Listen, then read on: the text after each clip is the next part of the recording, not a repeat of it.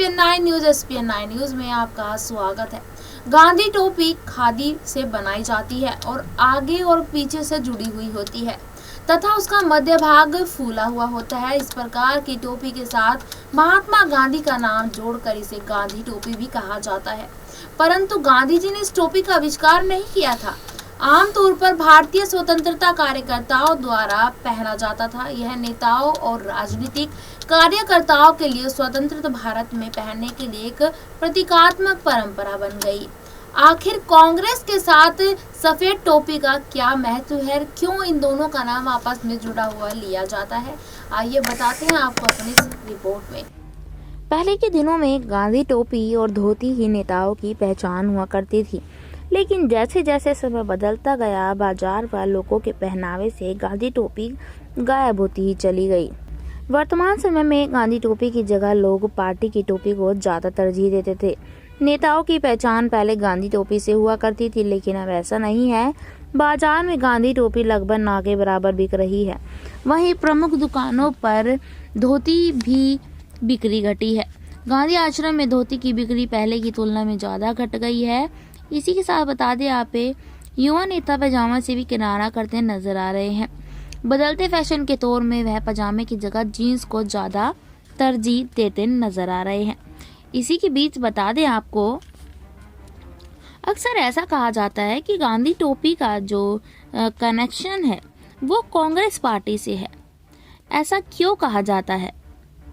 ऐसा कहने के पीछे आखिर क्या कारण है, आइए बताते हैं आपको। गांधी टोपी आगे और पीछे से जुड़ी हुई होती है तथा उसका मध्य भाग फूला हुआ होता है। इस प्रकार की टोपी के साथ महात्मा गांधी का नाम जोड़कर इसे गांधी टोपी कहा जाता है। परंतु गांधी जी ने इस टोपी का आविष्कार नहीं किया था। आखिर क्यों नहीं किया था, बताते हैं आपको अपनी इस रिपोर्ट में। गांधी कैंप या गांधी टोपी का संबंध भारत के संविधान तक संग्राम के इतिहास से जुड़ा हुआ है। यह एक सामान्य से किश्ती या नाव के आकार की टोपी है जो आज़ादी की लड़ाई के दौरान स्वराज्य सभी सत्याग्रहों के लिए प्रयुक्त होता था, जो गांधी जी के आदर्शों पर अंग्रेजों के विरुद्ध लामबंद थे। अक्सर लोग अपने सिर पर धारण करते थे। यह खादी से बने कपड़े की बनाई जाती है। यह महात्मा गांधी द्वारा एक यूनिफॉर्म कैप की तरह प्रचलित की गई है, लेकिन गांधी जी ने यह टोपी बहुत कम पहनी है। गूगल पर जब गांधी गैलरी या गांधी एल्बम में उनकी टोपी पहनी हुई मुद्रा में फोटो मैंने खोजा तो कुछ फोटो मिले जरूर, पर वह बहुत ही शुरुआती दौर के और यदाकदा अवसरों के थे। भारत के इतिहास में 1918 से 1921 के बीच चलने वाले असहयोग आंदोलन की बहुत बड़ी भूमिका है। 1914 में जब गांधी दक्षिण अफ्रीका से लौटे तो वे भारत के लिए अनजान नहीं थे, लेकिन अफ्रीका से लौटकर बम्बई बंदरगाह पर गांधी जी उतरते हुए जो फोटो उपलब्ध है उसमें वे एक पगड़ी बांधे दिखते हैं। वापस आकर उन्होंने उस समय की कांग्रेस के बड़े नेता और बम्बई के वकील गोपाल कृष्ण गोखले से मिले। गोखले ने उन्हें पूरा भारत 1 साल तक घूमने और भारत को दिखने की सलाह दी। गांधी का भारत दर्शन कार्यक्रम शुरू हुआ। इसी के बाद जब उन्होंने असहयोग आंदोलन शुरू किया तो वह टोपी अस्तित्व में आ गई। यह टोपी सुराजी टोपी कहलाने लगी और अंग्रेजों ने एक समय तो इसके पहनने पर प्रतिबंध लगाने की भी बात सोची थी, पर गांधी स्वयं यह टोपी बहुत कम लगाते थे। उनके बहुत ही कम चित्र इस टोपी में उपलब्ध हैं। भारत में यह टोपी कैसे और किस प्रकार चर्चित और चलन में आई, इसका भी एक रोचक इतिहास है। 1919 में महात्मा गांधी उत्तर प्रदेश के रामपुर शहर में गए थे। तब रामपुर रियासत के नवाब सैयद हामिद अली खान बहादुर थे। गांधी जी की उनसे मुलाकात रामपुर की कोठी खास में निर्धारित थी।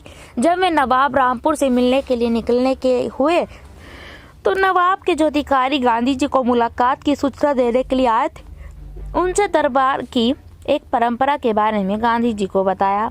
उस वक्त परंपरा के अनुसार नवाब के अतिथि को नवाब के पास उनके दरबार में जाने के लिए सिर ढकना जरूरी होता था।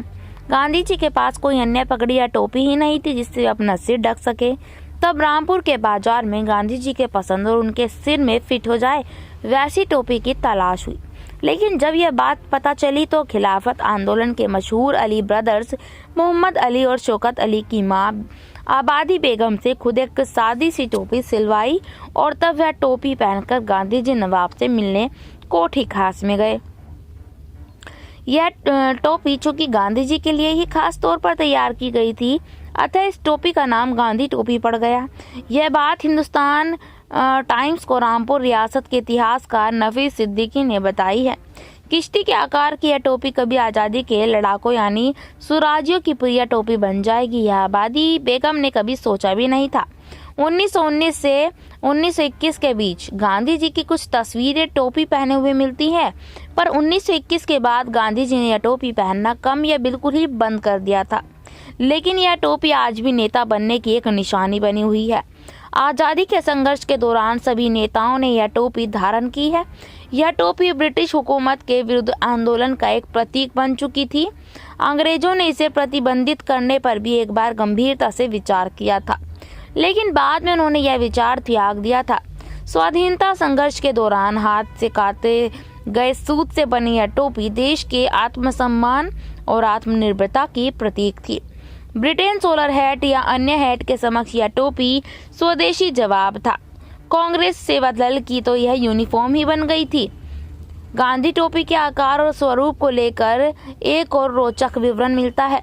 यह तो पता नहीं चला कि रामपुर में बनी टोपी का डिजाइन महात्मा गांधी द्वारा दिया गया था या अली ब्रदर्स की माताजी के दर्जी के दिमाग की उपज थी, पर दक्षिण अफ्रीका में गांधी जी ने निकट सहयोगी रहे हेनरी पोलॉक ने यह रहस्य उद्घाटन किया कि इसी प्रकार की टोपी गांधी पहले दक्षिण अफ्रीका में पहन चुके थे। दक्षिण अफ्रीका के कैदियों को जो जेल में रखे जाते थे तो उन्हें गांधी टोपी जैसी टोपी ही पहननी पड़ती थी। वहाँ सभी कैदियों को निग्रो कहा जाता था। निगर या निग्रो एक रंगभेदी और अपमानजनक शब्द है जो अफ्रीका के काले रंग के निवासियों को गोरे यूरोपियन हिकारत से संबोधित करते थे। भारतीय भी हालांकि अफ्रीकी नस्ल की तुलना में साफ थे, पर जेल में उनके साथ भी वही अपमानजनक बर्ताव होता था जो अंग्रेज गोरे अफ्रीकी लोगों के साथ करते थे। पोलाक में अनुसार गांधी टोपी का रूप और आकार वही से आया है। आज़ादी के बाद जवाहरलाल नेहरू, लाल बहादुर शास्त्री और मोरारजी देसाई ने गांधी टोपी नियमित रूप से पहनी है। पुराने सभी नेता जो कांग्रेस के थे वह टोपी पहनते थे। रवि अहमद किदवई के बारे में कहा जाता है कि वे टोपी के बाहर निकलते ही नहीं थे। और अब ये देखा जा रहा है कि धीरे धीरे गांधी टोपी का जो प्रचार है वो खत्म होता जा रहा है। यहाँ तक कि कांग्रेस के अंदर से भी यह खत्म होता जा रहा है। लेकिन ये देखा जा रहा है कि कांग्रेस सेवा दल के जो कुछ लोग अभी भी इस दल के साथ जुड़े हुए हैं वो अभी भी इस टोपी को पहने रखते हैं। ऐसे और खबरों के लिए जुड़े रहिएगा एसपीएन 9 न्यूज़ के साथ। धन्यवाद। आपको हमारी खबर कैसी लगी हमें जरूर बताइएगा और हमारे चैनल को सब्सक्राइब करना ना भूलें और ऐसी खबरों के लिए जुड़े रहिएगा एसपीएन 9 न्यूज़ के साथ। धन्यवाद।